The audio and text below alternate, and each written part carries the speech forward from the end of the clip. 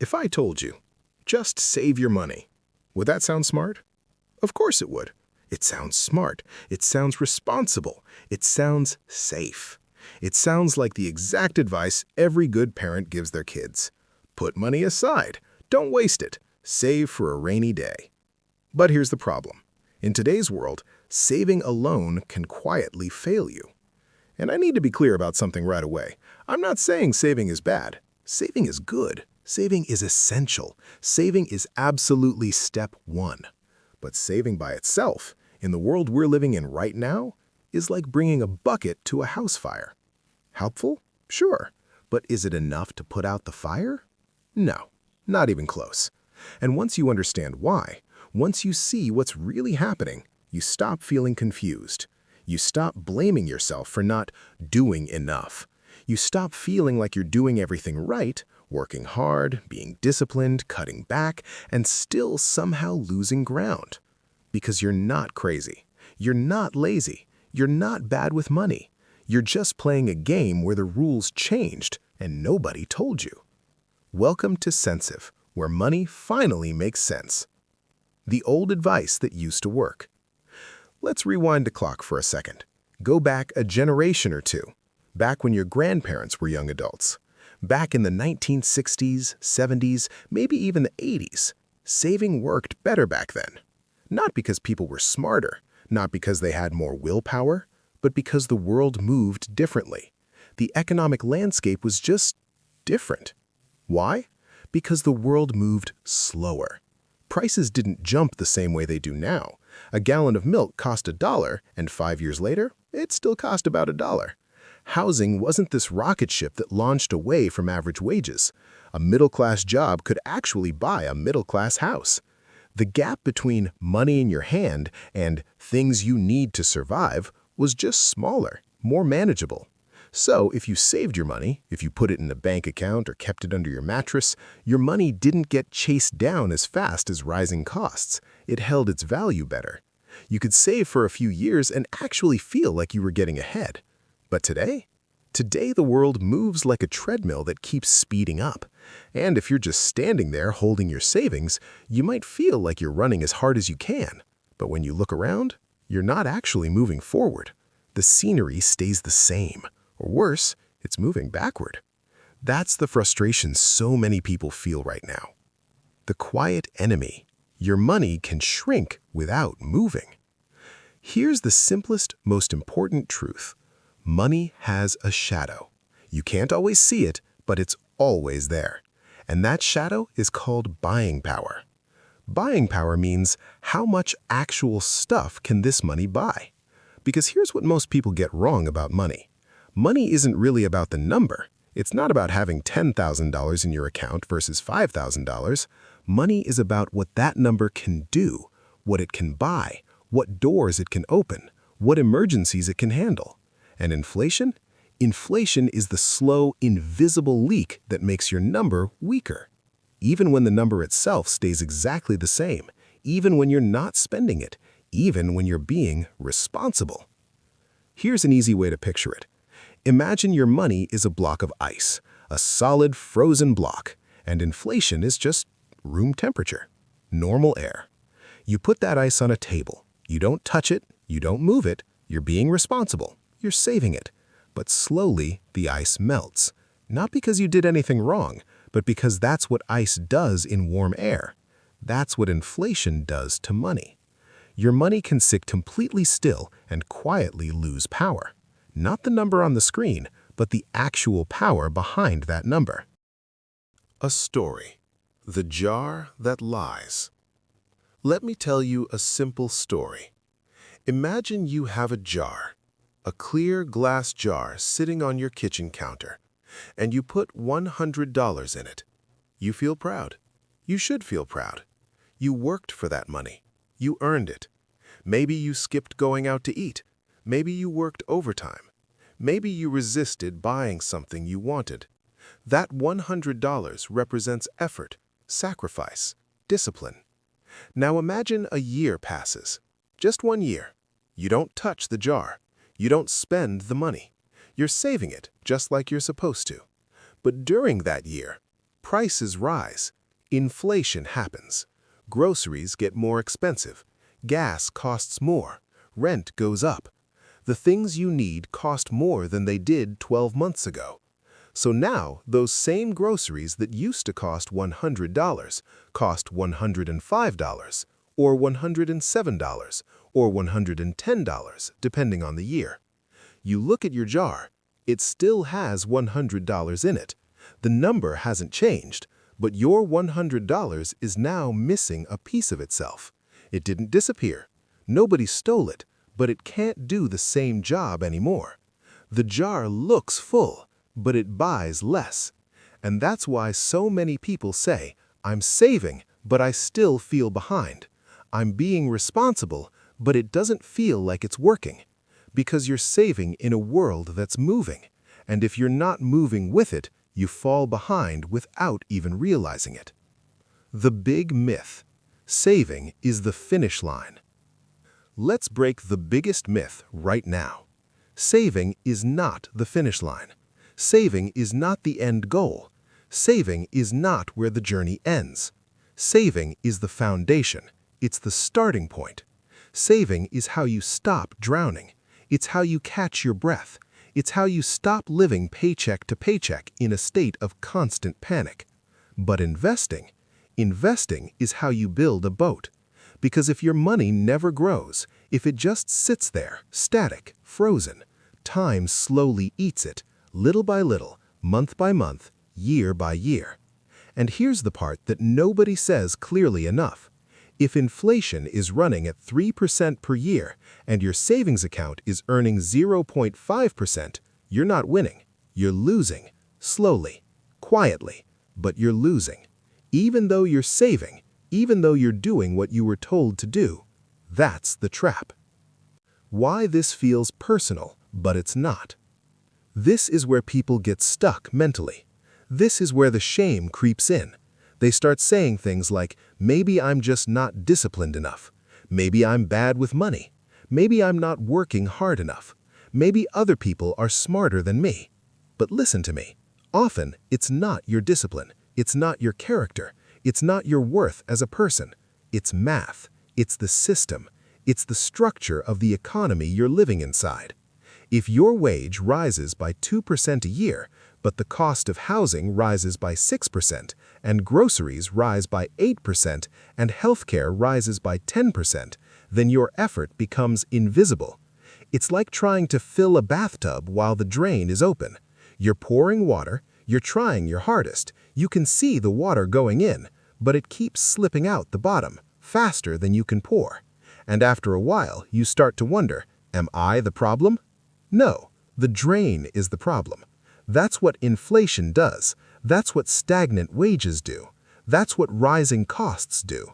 And understanding that doesn't make the problem go away, but it does make you stop hating yourself, and that matters.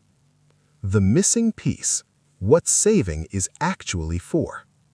So let's be clear about what saving is for, because saving has a purpose, a very important purpose.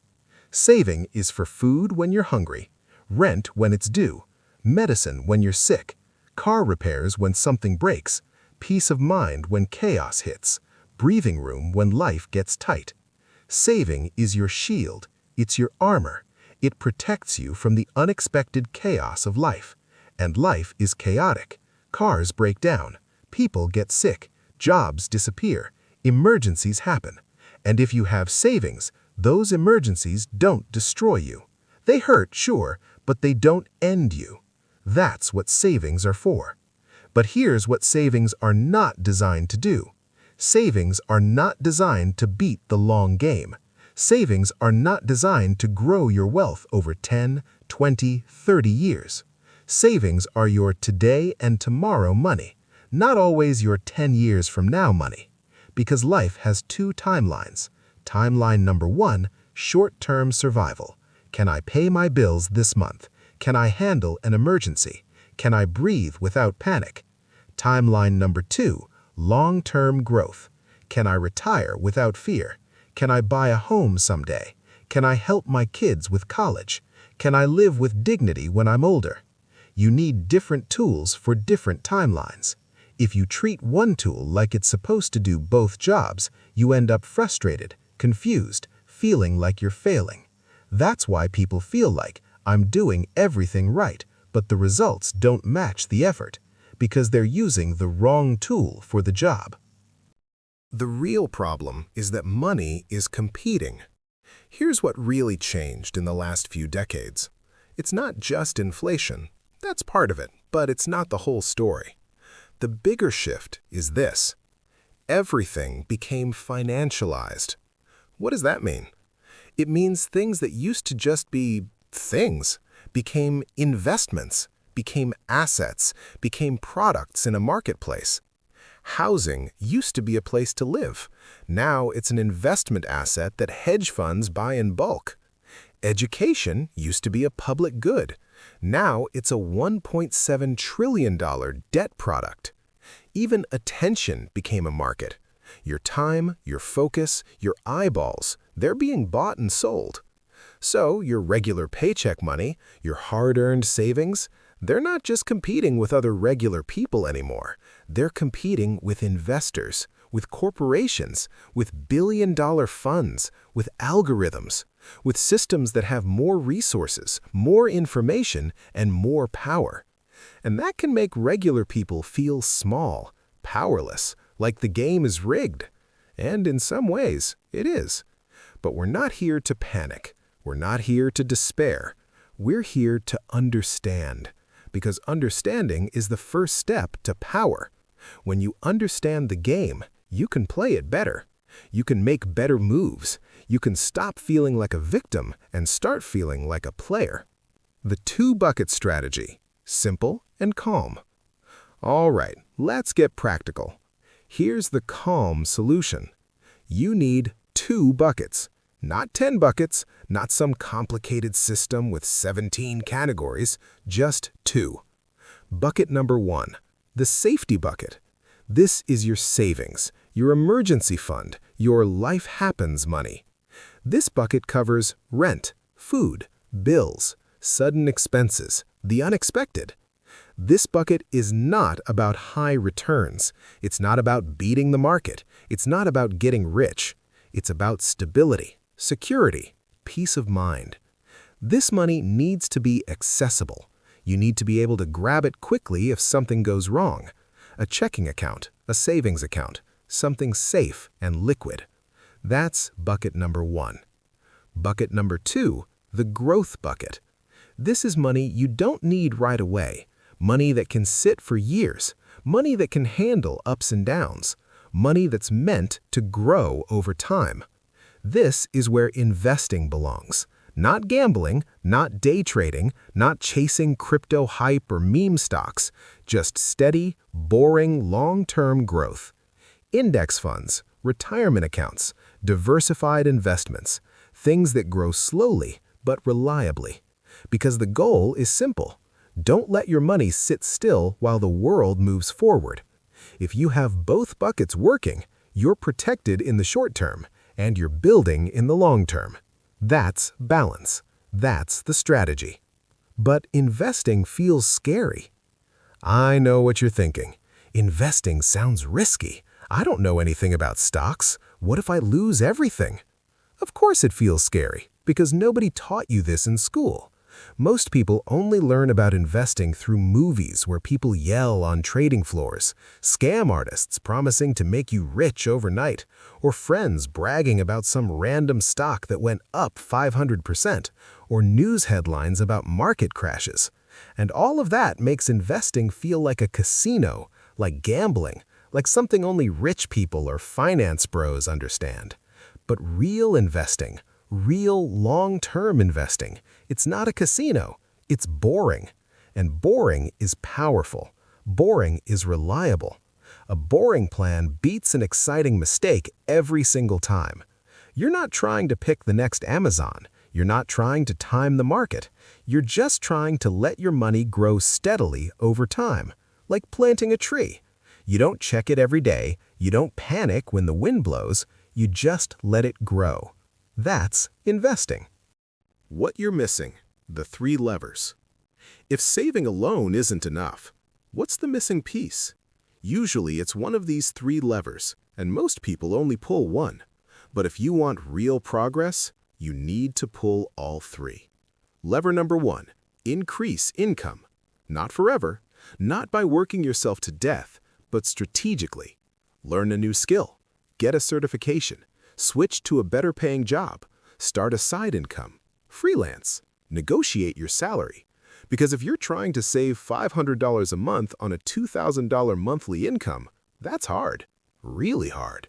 But if you can bump that income to $3,000, suddenly saving $500 feels easier. Income is the fuel. Lever number 2, control the leak.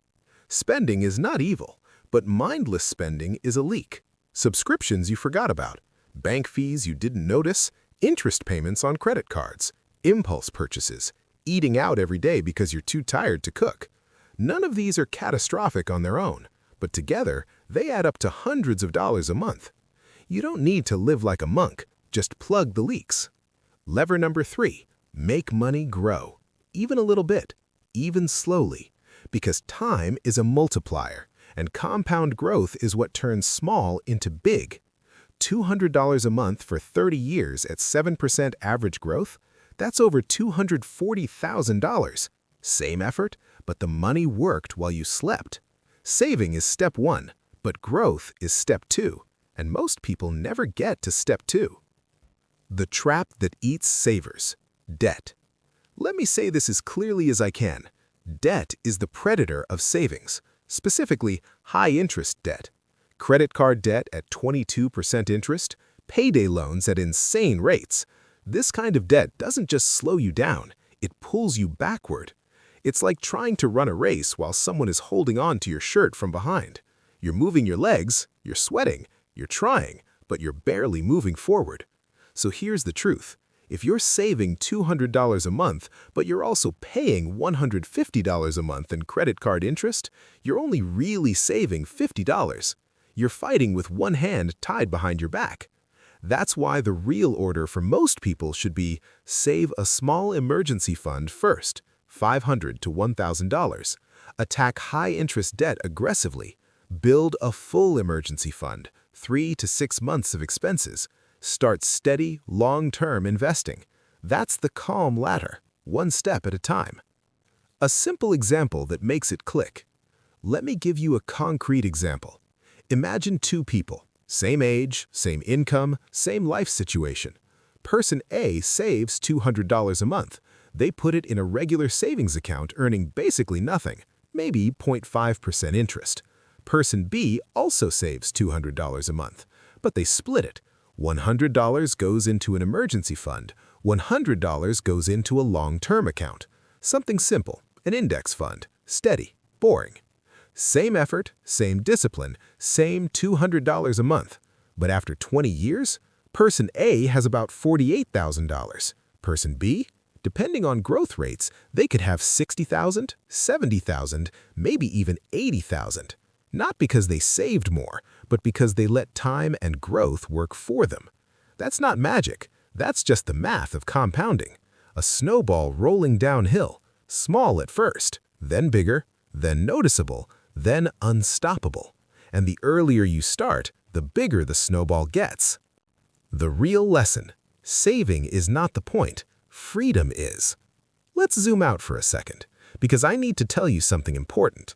You don't save money just to have money. That's not the point. Money sitting in an account doesn't make you happy. You save money to buy options, and options are freedom. Freedom means you can say no to a toxic job. You can leave a bad situation. You can handle emergencies without panic. You can help family when they need it. You can take a risk on something you believe in. You can breathe without constant fear. That's the goal, not the number in your account, the peace that number gives you. And if you want real freedom, you need both safety and growth. Not one or the other, both. Because safety without growth means you're stuck, and growth without safety means you're fragile. You need both. All right, let's bring this all together. Here's the simplest plan you can start with today. Step 1. Save a starter emergency fund. Start small. Even $500 makes a difference. This is your "the car broke down" fund, your "I got sick" fund. Just get something there. Step 2. Pay bills on time. Protect your credit. Protect your reputation with money. This is the foundation of trust. Step 3. Pay down high-interest debt. If you have credit card debt eating you alive, attack it. Snowball method, avalanche method, whatever works. Just get it gone. Step 4. Build a bigger safety cushion. Aim for 3 to 6 months of expenses. This is your "I lost my job" fund, your "life fell apart" fund. This is peace of mind in a bank account. Step 5. Start a simple, long-term investing habit. Start small. $50 a month, $100 a month, whatever you can do. Put it in a simple index fund. Set it to automatic, and then forget about it. Don't check it every day. Don't panic when it goes down. Just let it grow. Small, steady, boring, consistent. Because consistency beats genius. Patience beats speed. Understanding beats hype. Every single time. The truth nobody told you. So here's the truth they don't teach in school. Saving is not useless. Let me be very clear. Saving is powerful. Saving is essential. Saving is the foundation of everything. But saving alone, in a world where prices rise faster than your savings grow, is like trying to freeze time with your bare hands. It doesn't work. You need a system, a calm, simple, realistic system. Safety for today, growth for tomorrow, discipline for both. Because money isn't just paper. Money isn't just numbers on a screen. Money is buying power, and buying power is a moving target. It changes. It shifts. It rises and falls with inflation, with markets, with the economy. If you understand that, if you really get it, you stop feeling behind. You stop feeling broken. You stop blaming yourself. Because now you know the rules. You understand the game. And when you know the rules, you can play calmly. You can build steadily. You can win. Not overnight, not with some magic trick, but slowly, patiently, intelligently, one smart decision at a time. If this gave you a new way of seeing money, if something clicked, hit subscribe. Share this with someone who needs to hear it. This is Centsive, and I'll always show you where to look.